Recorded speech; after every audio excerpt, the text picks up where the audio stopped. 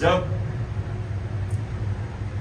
हजरत अबू बकर, हजरत उमर और जब हजरत अली खलीफा बने, सब ने पहली स्टेटमेंट दी कि हम ताकतवर और कमजोर को कानून में एक बराबर रखेंगे, ताकतवर को कानून के नीचे लेके आएंगे, इंसाफ कायम करेंगे।